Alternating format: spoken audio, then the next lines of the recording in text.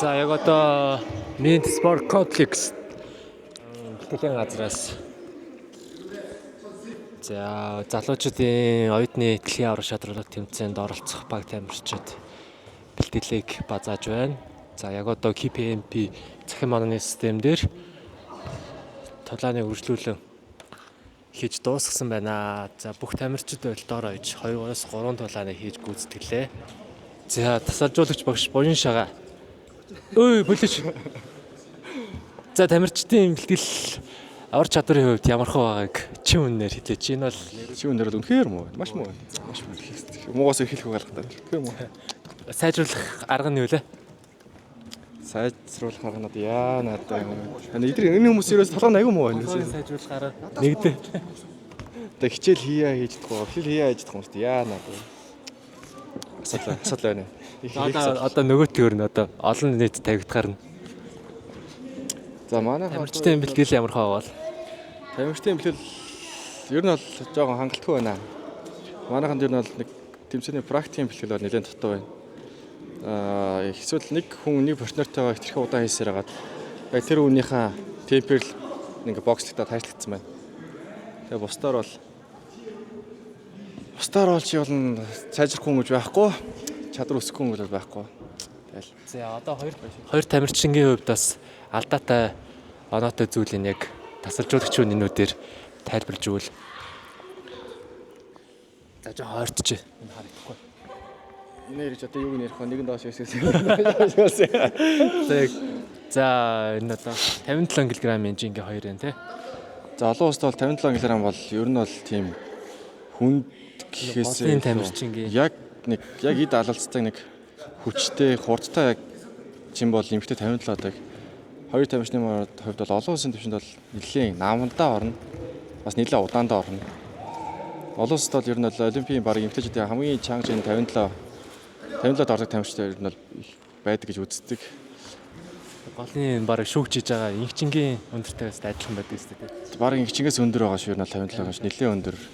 Тэгээ манай хоёр тамирчин өөрсдөө ийм удаан бэргүү байж ер нь бол олон улсад хэцүү. Дотоод бол хоорондоо зодлоо байна л да.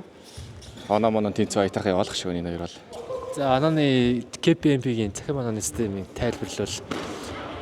За хөвгөлнгаас гарт олж байгаа бод зүрэнгийн хувьд өөртөө 2 оног авсан байна тийм ээ. Торгуулаар 3 бус. За энэ бол үндсэн тамирчтай авч байгаа оноо. Энэ электрон хууган дээр контактсан хувь нь энэ дээр хэд контактсан тоо нь гачирна. Хоёр тамирчны оноо тэнцвэл энэ хоёрын контактны тоогоор одоо ингээд тооноо тэнцсэн байвал улаан 1 кг контактайгаад улаан ялтаа авна. Энэ тэнцсэн байвал шүүгсний саналаар авна. За одоо энэ доор R1 2 3 1 2 3 дор үе оноонууд. За эндээс гарын оноо нэмнэ. Хууганы оноо нэмнэ. Техникийн оноонууд, эргэлтөө өшөлтөө оноонууд эндээс нэмнэ. За өөрчн энэ одоо бүх тоглолтын бүх архив эндээс гачирдаг. Эргэлтөө өшөлтийн нэмэх 2 оноо орсон байна уу? Торгуул авсан байна уу? Контактлсан байна уу? Архив эндээс нүцдэг.